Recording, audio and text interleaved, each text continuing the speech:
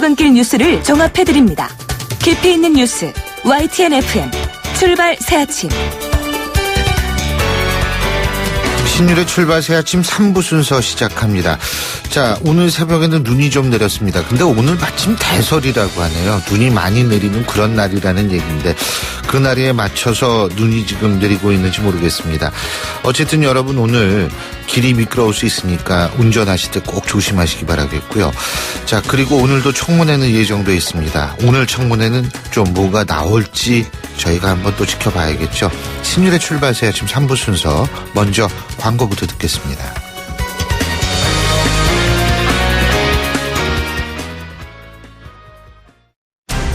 온도와 습도를 항상 일정하게 유지시켜주는 항온항습기 전문기업 AR.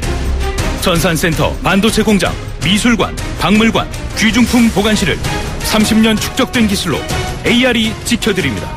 24시간 확실한 서비스 보장 031-497-0561. 아유, 세 단계 종이 또 걸렸어? 정말 제본 하나 하려다가 미치겠네. 내가 진작 현대오피스로 바꾸라니까. 오늘 다 날 셀 거야. 이제 스트레스 받지 마세요. 사무기기 전문기업 현대오피스가 책임지겠습니다. 사무기기의 올바른 기준 현대오피스. 날이 화창하거나 비가 내리거나 눈이 내려도 나는 망설이지 않는다. 판단하기 전에 눈이 먼저 반응하는 브랜드 잭필드. 치유상담대학원. 치유상담대학원이 2017학년도 신입생을 모집합니다. 상담과 치유의 정태기 종장과 함께 개인, 가정, 사회를 살리는 치유자의 꿈을 펼치시길 바랍니다. 문의 서울전화 599-2466 599-2466입니다. 어머 세상에, 피디님 큰일 나겠어요. 피디님 오늘은 소연이가 대신 운전할게요. 회식 많은 연말연시 꼭 대리운전을 부르세요. 2588 기사님들이 좌우로 대기 중이에요. 좌우로 정렬 2588 연말연시 2588 페이스 도루코 면도기 도루코 페이스 면도기 페이스 안전하고 부드러운 대한민국 면도기.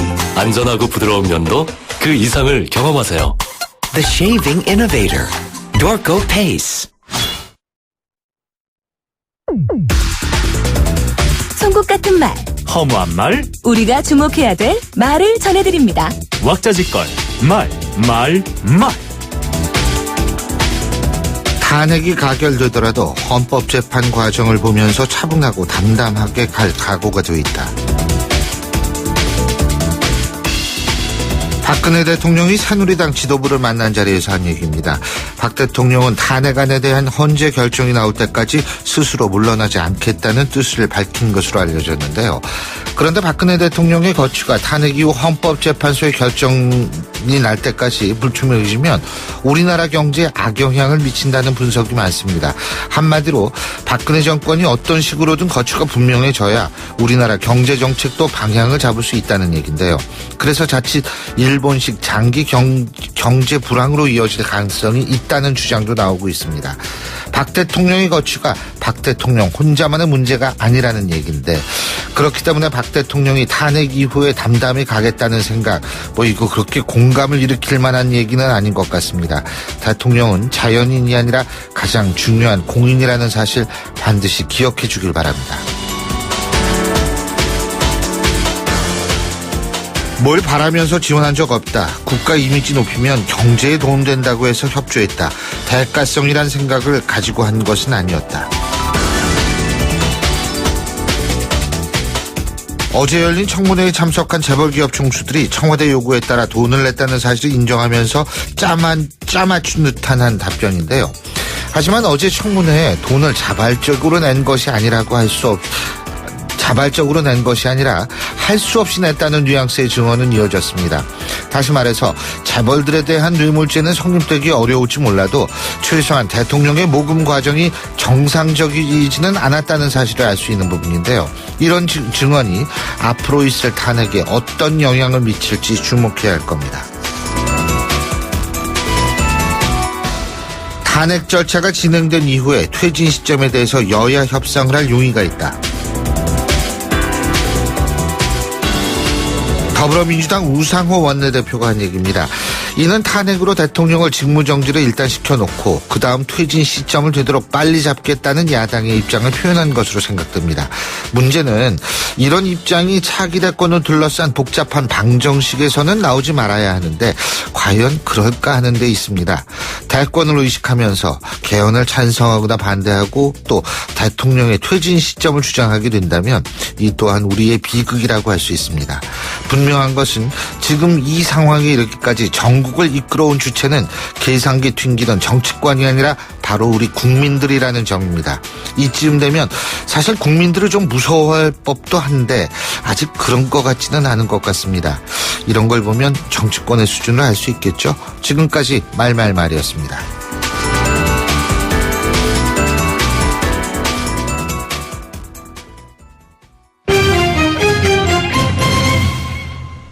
경제 뉴스 알아보겠습니다. 한국경제신문의 정인설 기자 전화 연결돼 있습니다. 안녕하십니까? 안녕하세요. 예, 오늘 최순실 게이트 관련해서 청문회가 열리죠? 네, 그렇습니다. 예. 오늘 핵심 증인이라고 하는 사람이 없긴 하지만 그래도. 차은택도 나오고 고영태도 나오고 그러지 않습니까? 그렇습니다. 김기춘 전 실장도 나오고. 맞습니다. 안 나오기로 했던 김기춘 전 대통령 청와대 비서실장이 나오긴 하는데요. 얼마나 많은 얘기들을 할지, 그래도 얼마나 큰 의혹이 밝혀질지 봐야 될 것 같습니다. 예. 시내 면세 사업자들은 17일 날 발표하기로 했는데 예정대로 되는 겁니까? 네, 그렇습니다. 시내 면세점 17일 날 발표를 해서요. 다 함께 모든 얘기를 거기에 밝힐 것으로 예상이 되고요. 원래는 연기가 된다, 아니면 취소가 된다라는 얘기가 많았었는데요. 그래도 예정대로 하는 것에 대해서 다들 그렇게 5개 사업자가 선정을 해서 다시 후보를 선정하게 되는데 그게 어떻게 될지는 한번 지켜봐야 될 것 같습니다. 예. 지금 여러 가지 상당히 어려운 점들이 많은 것 같은데, 자, 다음 뉴스는 어떤 걸까요? 네, 내년부터 영유아 검진 대란이 일어날 수 있다, 이런 얘기인데요.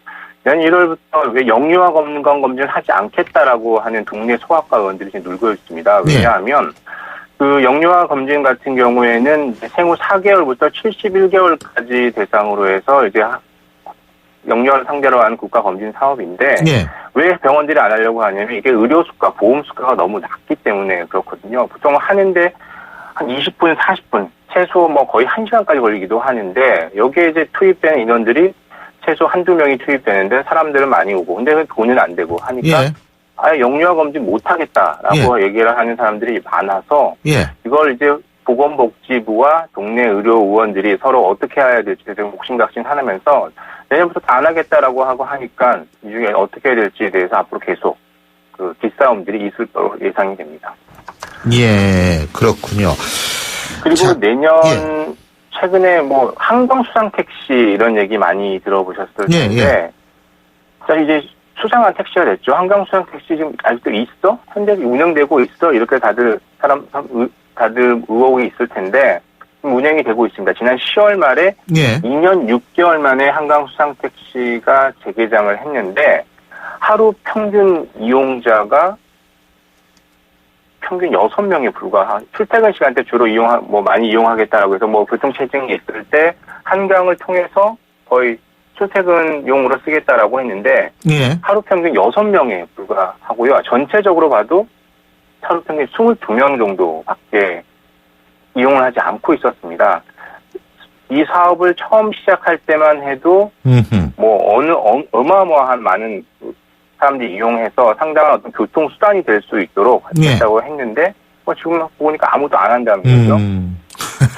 출퇴근 시간대 요금이 1인당 5,000원 정도이고 관광코스 기준으로 30분 기준으로 해서 5만 원 정도라고 하는데 거의 그야말로 그냥 유명무실한 상황이 되고 있습니다. 근데 그 한강 수상 택시가 빠르긴 빠른 모양이던데, 예? 아무래도 쭉 가니까. 근데 문제는 이제 택시를 타기까지의 접근성이 좀 문제가 되겠죠, 그죠? 그렇습니다. 한강까지 가기가 이런 도로가 너무나 많으니까 그걸 어떻게 가느냐가 상당히 문제가 예. 거의 뭐 있으나 없으나 하는 상황이 되고 있습니다. 이 추운 날 거기까지 가는 것도 참 힘들 것 같다는 생각이 드는데, 근데 뭐 우리가 삼성 얘기 잠깐만 해보죠. 어제 삼성 청문회 있었죠. 근데 네, 그렇습니다. 그 지금 어제 청문회에서 가장 큰 소득은 뭐냐면 정경련이 이 사실상 유명무실하게 돼 있는 것 아니냐, 이런 거를 확인했다, 이런 얘기도 있더라고요. 예? 맞습니다. 삼성, 현대차, SK, LG가 정경련에서 탈퇴하겠다, 예. 활동을 하지 않겠다라고 확신했죠. 그래서 특히 삼성 하태경 새누리당 의원이 겨듭해서 계속 그런 탈퇴 요구를 이재용 부회장에게 해서 삼성이 먼저 탈퇴하겠다고 해서 손을 들어서 다들 이제 SK, LG도까지도 경영활동을 안 하겠다라고 해서 거의 사실상 해체 수순 아니면 발전적 해체에서 다른 형태로 바뀔 것으로 예상이 되는데요. 네. 삼성만 해도 정경련에 70억 원 회비를 내고 그렇죠. 있고 현대차, SK, LG 다음은 거의 한 절반 정도 되거든요. 네. 이 부분에 대해서 이렇게 사실상 정경이 바뀌지 않을 수 없기 때문에 최소한 싱크탱크 형태로 변할 수 있는 상황이 된 것 같습니다. 그리고 뭐 미래전략실도 폐지하겠다. 근데 사실 예전에도 구조조정본부 구조본 폐지했었잖아요. 맞습니다. 구조본에서 뭐 전략기획실 그리고 다시 미래전략실 선대 이병철 창업주 때부터 계속해서 어떤 컨트롤타운이 있었는데 예. 이번에 이재용 부회장이 다시 한번 미래전략실 해체 의사를 밝혀서 앞으로 말씀하신 대로 이름만 바꾼 형태로 컨트롤타워가 생기진 않겠죠. 이렇게 국민들 앞에서 해체하겠다라고 했으니까 여러모로 어떤 형태의 변화는 있을 것으로 예상이 됩니다. 뭐 미래 계획실이 될 수도 있는 거고. 예, 우리 국민들이 해외에 나가서 쓰는 돈 갈수록 늘고 있다 그러네요.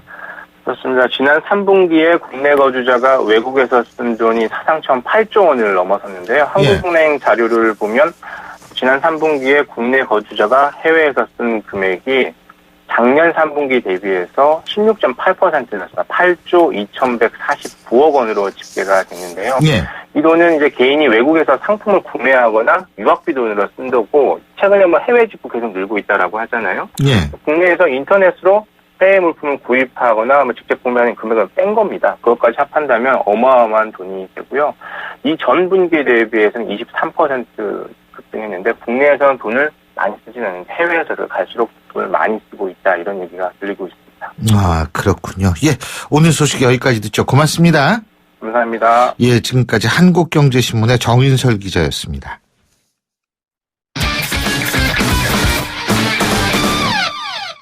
이번엔 스포츠 소식 알아보겠습니다. 최동호 스포츠 평론가 전화 연결돼 있습니다. 안녕하십니까? 예, 안녕하세요. 예, 어제 최순실 국정농단 청문회가 있었는데 조양호 한진그룹 회장이 문체부의 통보를 받고 평창 동계올림픽 조직위원장을 그만뒀다, 이렇게 증언을 했는데요. 예. 여기서 우리가 주목해야 될 건 통보를 받았다는 얘기거든요. 예. 이건 일방적으로 문체부가 조직위원장을 교체했다는 걸 의미하는 거 아니겠어요? 예, 그렇다고 봐야 되겠죠. 예. 예, 조양호 한진그룹 회장이 지난 5월에 이 평창 동계올림픽 조직위원장에서 갑작스럽게 물러났거든요. 예. 그런데 이 조양호 회장 사퇴 직후에 이 불과 몇 시간도 되지 않아서 이 문체부가 이 산업자원부 장관 출신인 이희범 신임 조직위원장을 선임을 했습니다. 누가 보더라도 일방적인 교체였던 건 정황이었었죠. 그래서 이제 당시에 조직위원장 교체 배경에 대해서 의문이 많이 제기가 됐었고요. 근데 어제 이 최순실 국정농단 청문회에서 조양호 회장이 김종덕 전 문체부 장관으로부터 물러나라는 일방적인 통보를 받았다, 그래서 임명권자의 뜻이라고 생각해서 사퇴했다, 이렇게 밝혔습니다. 예. 일단 조양호 회장이 김종덕 전 장관의 일방적인 요구에 의해서 물러났다는 것은 확인이 된 셈이고요. 예. 그렇다면은 왜 김종덕 전 장관은 갑작스럽게 조직위원장을 교체했는지가 이제 궁금해지는 대목이거든요. 예. 근데 바로 여기에 이 대목에서 이 최순실 일가가 이 평창올림픽 이권을 노리고 개입하려고 했기 때문이다 라는 의혹이 지금 제기가 되고 있는 겁니다. 예, 그렇군요. 근데 이권 개입이라고 한다면은 물론 일부 밝혀지기도 했지만 올림픽 그 시설 공사를 최순실 씨가 소유한 회사에 주려고 했던 그런 거 얘기하는 거죠, 그죠? 예, 맞습니다.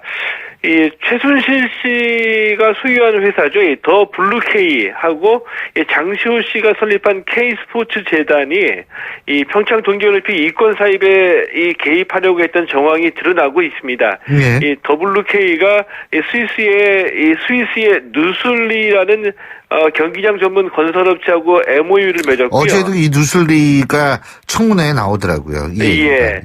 이 누슬리가 이 개폐회 식장 건설하고 시설 공사에 참여하려고 했다는 것은 이미 좀 보도가 된 내용인데, 네. 이 누슬리 참여를 위해서 설계를 변경하고 또 이 누슬리에게 사업권을 주라는 압력이 있었는데, 이 조양호 회장이 누슬리에 호의적이지 않았다는 겁니다. 자, 그래서 이제 갑작스럽게 조직위원장이 교체됐다는 증언이 지금 계속 나오고 있습니다. 예. 그러니까 K스포츠 재단이 더 블루케이, 뉴슬리와 함께 이권 사업을 계획했다. 그죠? 예. 결국 이 얘기인데 여기에서도 지금 새로운 사실들이 좀 많이 나오고 있는 것 같아요. 예, 그렇습니다. 이 K스포츠 재단, 이 더 블루케이, 누슬리가 함께 이 세 회사가 함께 5대 거점 체육인재 육성 사업을 기획을 해서 이권 사업을 벌이려고 했다는 것이 이 K스포츠 재단 내부 문서로 새롭게 밝혀졌습니다. 예. 그러니까 이 문서에 따르면은 이 경기도 하남시에다가 119억 원을 들여서 이 다목적 체육관을 짓고 선수를 육성한다는 건데요. 예. 당연히 이 체육관은 누슬리가 건설하고요. 운영은 K스포츠 재단이 맡아서 선수를 육성하는 방식으로 이권 사업을 벌이려고 했던 것이 새롭게 밝혀지기도 했습니다. 예. 저는 이 최순실 일당이 어디에 손을 안 댔는지 그게 궁금해져요. 예? 손을 안 댄 데를 찾아봐야 될 것 같다는 생각도 드는데. 자, 음주운전 뺑소니 사고를 낸 강정호 선수요. 어제 경찰에 출두해서 조사를 받았는데 이게 단순 음주운전이 아니라 범인 은닉 도피 혐의를 받을 수 있는 상황이다. 이런 얘기가 있죠. 예, 그렇습니다. 어제 이 강정호 선수가 경찰에 다시 소환돼서 조사를 받았거든요. 예. 근데 뺑소니에다가 이 옆좌석에 앉았던 유모 씨가 내가 운전을 했다. 이렇게 이제 거짓말을 했기 때문에 이제 문제가 되는 거거든요. 근데 만약에 이 강정호 선수가 유모 씨에게 허위 진술을 해달라고 지시하거나 부탁을 했다면 이 범인 은닉 도피 및 범인 은닉 도피 교사 혐의를 받게 되는 거거든요. 그러니까 이 현재 유모 씨는 친구이기 때문에 선의로 거짓말을 했다고 진술하면서 이 운전자 바꿔치기 사전 공모가 없었다고 진술한 것으로 알려져 있는데, 만약에 경찰 조사에서 이 강정호 선수가 유모 씨에게 너가 운전을 하는 것으로 해달라라고 부탁하는 것이 드러나게 되면은 좀 사건이 좀 더 커지게 될 것 같습니다. 예. 자, 그리고 김광현 선수, SK 선수죠. 수술을 결국 받는다고 하는데 그러면은 이 월드 베이스볼 클래식에도 참가하기 힘든 거 아닙니까? 예, 그렇게 됐습니다. 이 팔꿈치 부상으로 이 정밀 검사를 받았던 김광현 선수가 결국에 왼쪽 팔꿈치 인대 접합 수술을 받기로 했습니다. 어제 SK 구단이 이제 공식 발표했고요. 이 김광현 선수가 일본에서 이 정밀 검진을 받았는데 결국 이 수술을 통해서 완벽하게 치료하는 게 좋겠다, 이런 소견을 받고서 이 수술을 결정했습니다.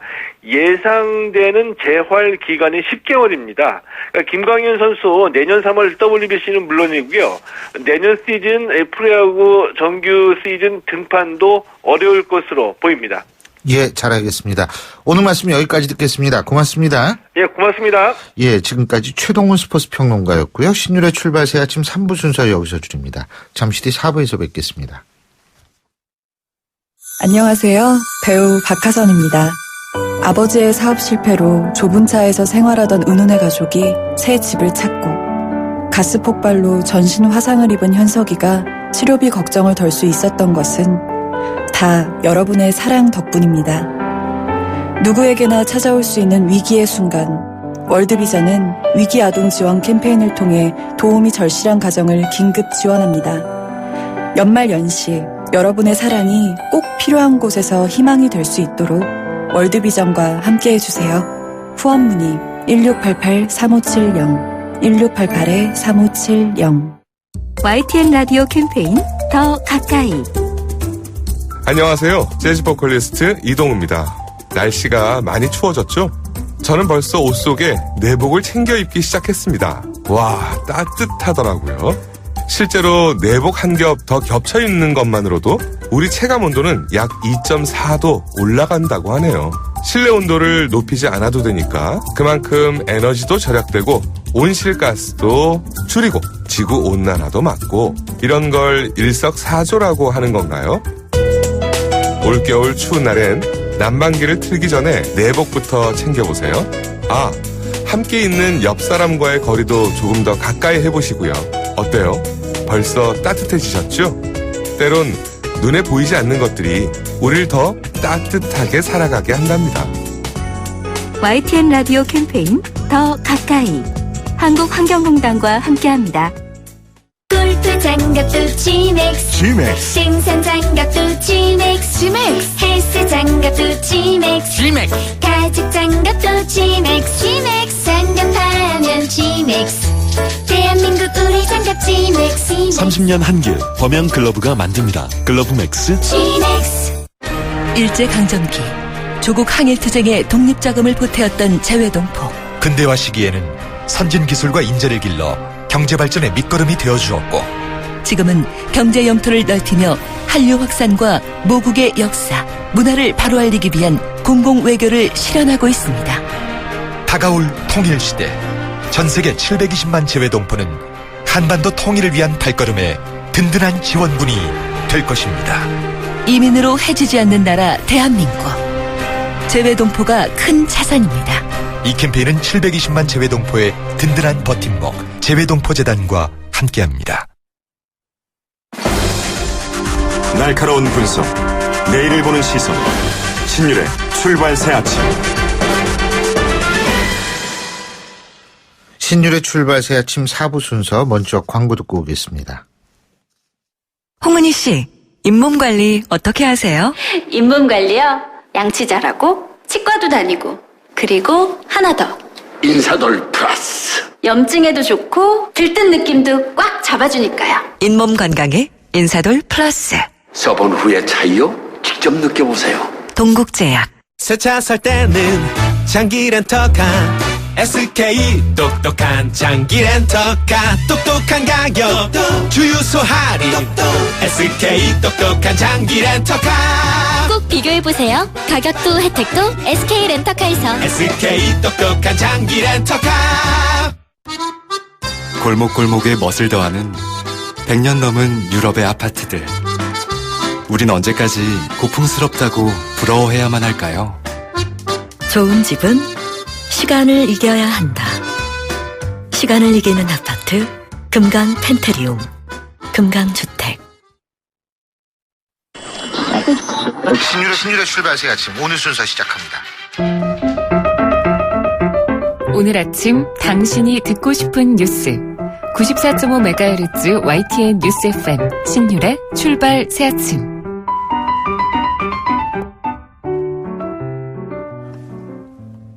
세월호 참사 당일 박근혜 대통령의 7시간 행정에 대한 의문은 여전히 풀리지 않고 있습니다. 하지만 이제 그 7시간의 미스터리는 조금씩 퍼즐 조각 맞춰지듯이 지금 그 모습을 드러내고 있다는 느낌입니다.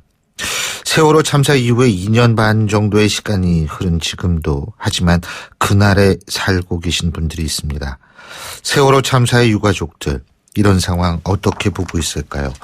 고 임경빈 학생의 어머니 전인숙 씨 전화 연결해서 자세한 입장 들어보겠습니다. 안녕하십니까? 안녕하세요. 예, 지난 11일 수능 있었죠, 그죠? 네.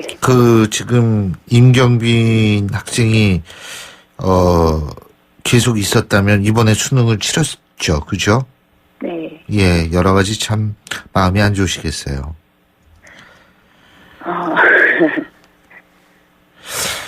예, 요새 세월호 참사에 대한 관심이 조금 사그러드는 듯 하다가 이 최순실 국정농단 사태 때문에 다시 이제 국민들의 뜨거운 관심을 받고 국민들이 함께 분노하고 있는데 요즘 같은 상황 보면서 어떤 생각이 드십니까?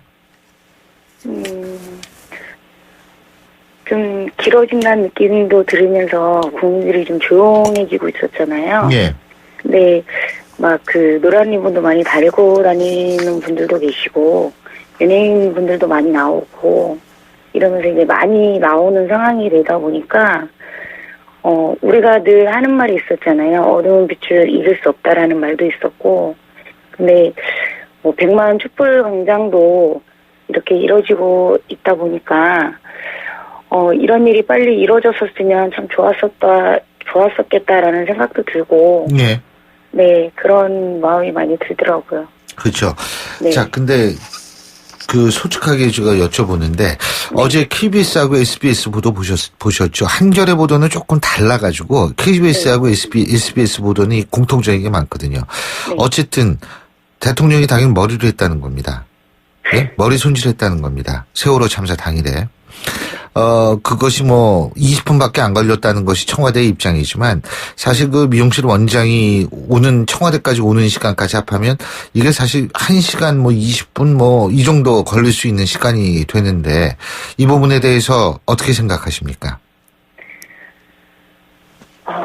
머리하는 시간하고 이런 거는 그렇게 심각하다 생각은 안 들어요. 근데 지금 나오는 이런 그 상황에 처해 있는 그 중요한 7시간에 그 머리가 뭐가 그렇게 중요하다고. 정말 제 생각은 정말 머리채를 정말 끌고 다니고 싶은 마음, 이런 마음 있잖아요. 예. 그런 생각이 들더라고요. 정말 일반인 우리 같은 경우는 모자라도 쓰고라도 그냥 나갈 텐데 그 중요한 시간에 머리가 뭐가 그렇게 중요하다고. 사실 이런 얘기가 제발 안 나왔으면 좋겠어요. 그죠? 네. 하지만 진실은 밝혀져야죠. 가슴이 아프시더라도 어떡하겠습니까? 네. 지금 대통령 탄핵표를 앞두고 있습니다. 박 대통령에 대한 탄핵 소추안에 대해서 세월호 7시간을 넣는 부분에 대해서 의견의 차이가 좀 있던데, 네. 자, 어떻게 보십니까? 반드시 탄핵을 해야 된다고 보고요. 그리고 지금 650만 명의 국민이 그 참사에 대한 책임을 묻고 있잖아요. 예. 그래서 이거는 반드시 반영이 돼야 된다고 보고요. 그리고 뭐 나중에 그 탄핵을 가지고 여야 뭐 타협이 들어간다거나 이런 게 된다고 하면 정말 국민들은 용납하지 않을 것이라고 보고요. 탄핵을 가지고 정말 국민들을 가지고 놀지 않았으면 좋겠어요. 예. 지금까지 여기까지 온 것도 232만 개의 촛불이 결국은 여기까지 끌어온 거라고 생각을 하는데요. 박영수 특검이 지금 세월호 7시간 의혹에 대해서 밝히겠다고 했는데 바라고 싶은 점 있으면 말씀해 주시죠.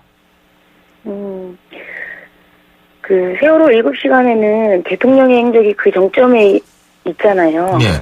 그래서 이를 비롯해서 그냥 뭐 무수한 고리들이 연결되어 있다고 보고요. 정말 저희가 느끼는 김기춘 비서실장이나 국정원의 의혹 이런 게 굉장히 많잖아요. 그래서 이번 특검 때는 그 중심고리를 잡아낼 수 있을지는 모르겠지만, 반드시 정말 특검이 제 역할을 해가지고, 저희가 말하는 수박 겉핥기식 이런 게 되지 않기를 정말 바라고 있어요. 지금은 그렇게는 안 될 거라고 봅니다. 네. 지난 토요일도 200여 개의 횃불이, 예? 네. 416명, 4월 16일에 상징하는 200의 횃불이 등장하지 않았습니까? 네. 어떻게 촛불 시위는 계속 나가고 계세요? 네. 예, 잘 알겠습니다. 네. 힘내시고요. 네.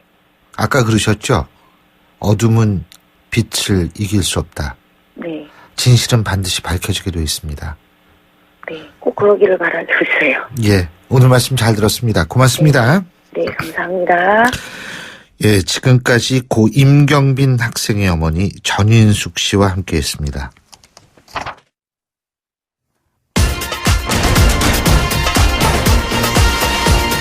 여러분이 지금 듣고 계신 주파수는 FM 94.5MHz입니다. YTN 뉴스 FM.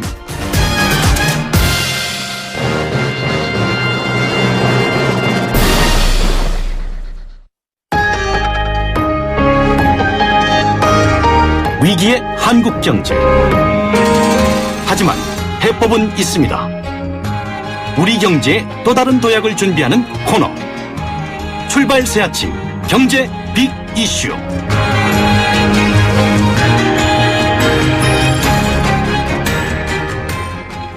예, 신율의 출발 새 아침에서 이제 매주 수요일 날 여러분을 찾아뵙게 되는 코너입니다. 원래 목요일이었는데 이게 수요일 날로 바꿨습니다. 자, 그래서 경제 현안을 짚어보는 순서인데요. 오늘도 서울대학교 이필상 교수 함께하겠습니다. 어서 오십시오. 네, 안녕하세요. 예. 이 새 예산안이 국회를 통과했습니다. 근데 이번 예산안이 언제 통과했는지 모르시는 분들도 많을 거예요. 워낙 정신이 없이 통과돼가지고. 네. 예. 12월 3일 날 그 법정 시일 내에 통과가 됐죠. 예. 근데 특징이 뭡니까? 우선 예산 규모가 400조 원을 넘었다는 것이 특징인데요. 예. 내년에 총 예산 규모가 400조 5천억 원입니다. 예. 사상 최대인데요. 우리나라 예산 규모가 2000년대 들어서서 아주 빠른 속도로 증가를 했거든요. 예. 2001년 김대중 정부 때 100조 원이 넘었고요. 2005년 노무현 정부 때 200조 원이 넘었습니다. 그리고 2011년 이명박 정부 때 300조 원이 넘었고요. 그리고 이번 박근혜 정부 때 400조 원이 넘은 건데요. 16년 만에 나라 예산이 4배가 된 것이거든요. 그만큼 국민들에게서 정부가 세금을 많이 걷어서 많이 썼다. 뭐 이런 얘기입니다.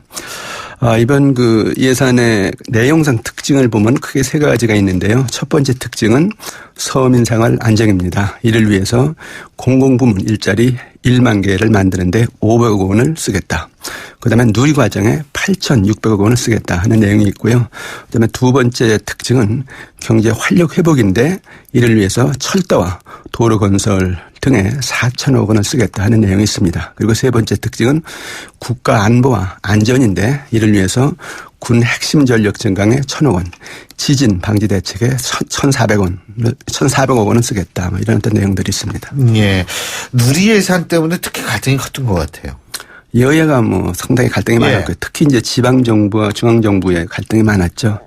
박근혜 대통령이 5세 이하 영유아대에서 무상보육을 선거 공약으로 내세웠었는데 예산이 부족해서 혼란이 많았습니다. 그래서 이제 갈등도 많았던 건데 그런데 이 문제를 이번에는 해결을 했습니다. 새 예산에서 여야는 누리과정 예산을 8,600억 원 아까 말씀드린 대로 이제 증액을 했는데요. 지방정부의 국고 지원을 8,600억 원 해주겠다는 겁니다. 예. 이렇게 되면은 지방정부에서 절반 그리고 중앙정부에서 절반씩으로 부담을 해서 어린이 보육을 무상으로 해줄 수가 있다 이렇게 볼 수가 있는데 예. 일단 문제가 해결이 되어서 다행이다 이렇게 생각이 듭니다. 근데 그 최순실 관련 예산은 줄었죠. 그죠? 근데 어떤 게 줄었는지 궁금해요.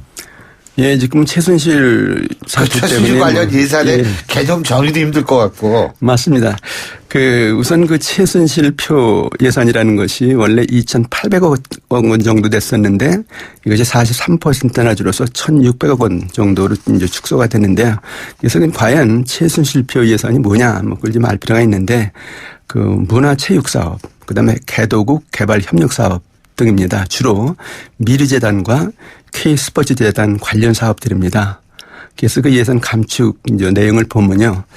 문화창조융합벨트 구축 사업비를 원래는 128억 원을 책정을 했었는데 그걸 50억 원으로 줄였고요. 그다음에 우간다 건강증진 사업비가 원래 9억 원 정도였었는데 그걸 5억 원 정도로 줄였고요. 또 라오스 개발협력 사업비가 원래 142억 원이었었는데 그것을 128억 원으로 줄이는 등 뭐 여러 분야에서 많이 줄였습니다. 그런데 이것에 대해서 비판도 있습니다. 그 사업들 보면은 어차피 해야 될 사업인데 최순실이 관련됐다고 해서 무조건 줄이는 거냐 이런 또 비판도 있는 건 사실인데요.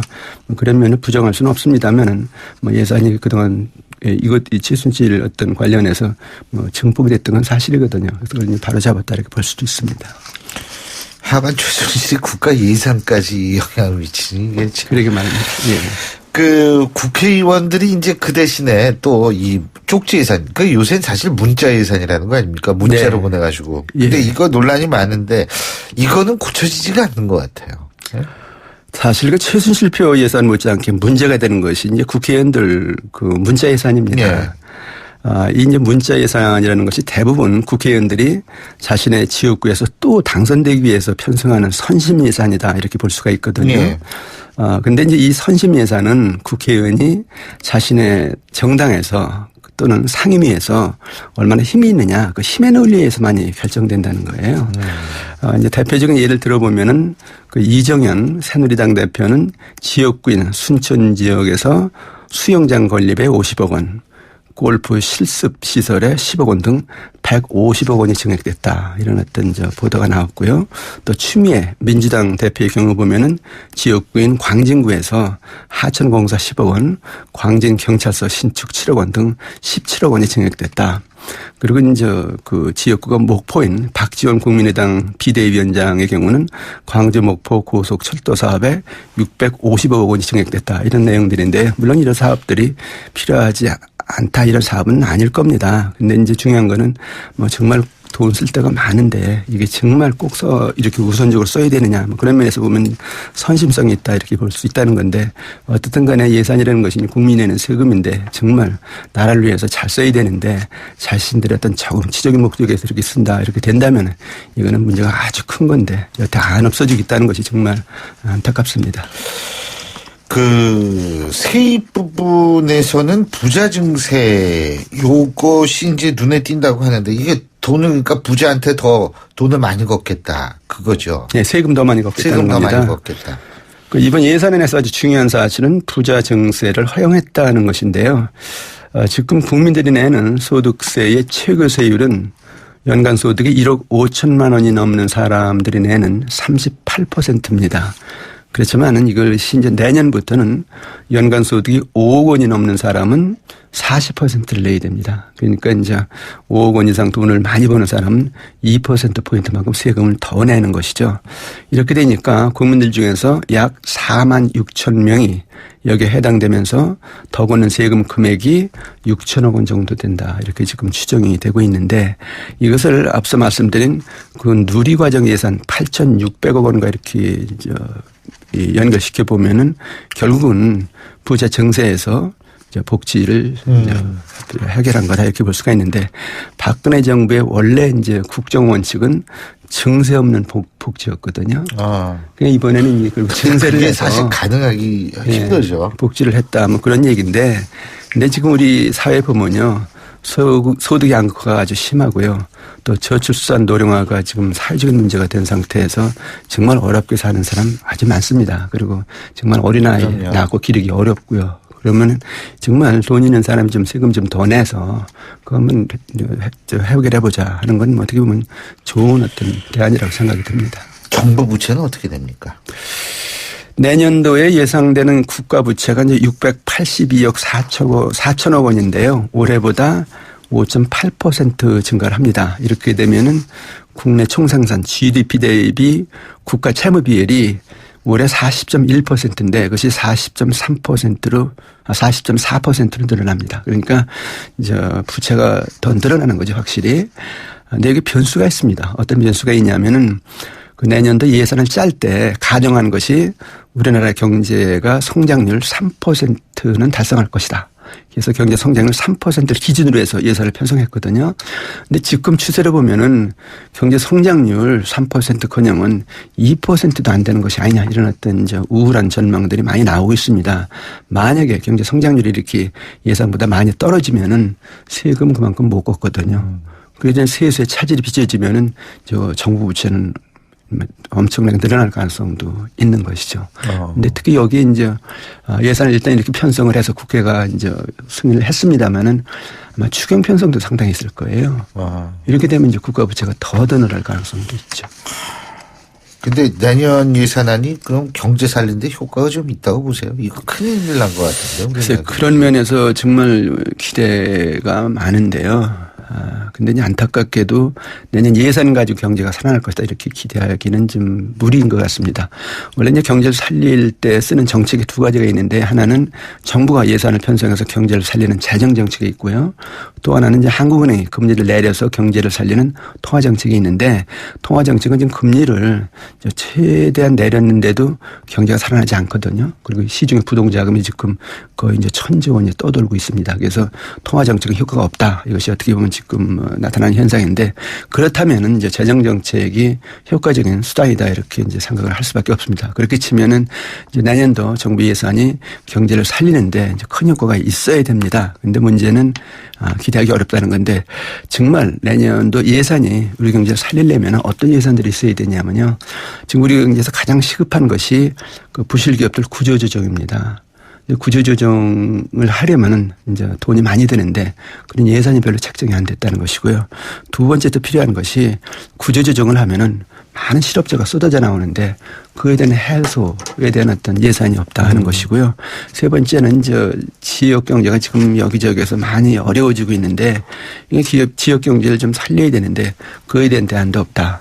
특히 문제가 경제가 정말 살아나려면 연구개발 투자해서 신산업 발굴하고 새로운 어떤 기업들 일으켜야 되는데 그러면 이제 R&D 투자가 많아야 되는데 그에 대한 어떤 특별한 이제 대책도 없거든요. 그렇게 치면은 이번 예산은 뭐 사상 최대 규모이긴 하지만은 이렇게 정말 어려운 경제를 살리는 데는 큰 도움이 되는 것 같지는 않다 해서 좀 안타까운데 앞으로 만약에 추경 편성을 한다면은 아마 경제 살리는 데 이제 초점을 맞춰서 추경을 편성해야 되겠죠. 근데 예산을 집행하고 예산을 방향성 있게 집행하고 또 구조조정 말씀하셨는데 이런 것들이 좀 강력하게 추진되기 위해서는 이게 박근혜 대통령의 거취 문제가 결정이 돼야 된다라는 것이 외신들의 분석이거든요. 그렇습니다. 지금 뭐 대통령이 뭐 끝까지 가겠다 막 이런 식으로 하면 경제 악영향이라는 거죠, 결국. 경제에서 이제 가장 중요한 것이 이제 경제 중심을 잡고 정책을 내놓고 국민들의 힘을 모아서 추진해야 되거든요. 근데 지금 중심이 없으니까요. 그리고 지금 뭐 이 최고 권력이 지금 공백 상태나 다름없으니까 특히 이제 경제 부분에서는 이제 경제부총리가 지금 사실은 없는 거나 마찬가지죠. 확실하지가 않죠. 그러니까 이게 경제 정책을 어떻게 펼 건가에 대해서 방향조차 안 선다는 건데 지금 대내적으로 경제는 굉장히 어려워지고 있고 지금 상황이 아주 긴박한데 나라가 지금 아무것도 못하고 우왕좌왕하고 있는 상태니까 우리 경제로서는 보통 큰 타격이 아니죠. 잘 알겠습니다. 아유, 참 걱정입니다. 오늘 말씀 여기까지 듣겠습니다. 고맙습니다. 네, 감사합니다. 지금까지 서울대학교 이필상 교수였고요. 신율의 출발 새 아침 수요일 순서는 여기서 모두 줄이겠습니다. 자, 오늘도 청문회가 계획되어 있습니다. 오늘은 좀 우리 국민들의 의혹을 속 시원하게 풀어줄 수 있는 증언이 나올지 한번 기대해 보겠습니다. 자, 오늘 눈 내린다고 하는데 여러분 모쪼록 자동차 운전 조심하시기 바라겠고요. 전 내일 아침 7시 15분에 다시 오겠습니다. 신유래였습니다. 고맙습니다.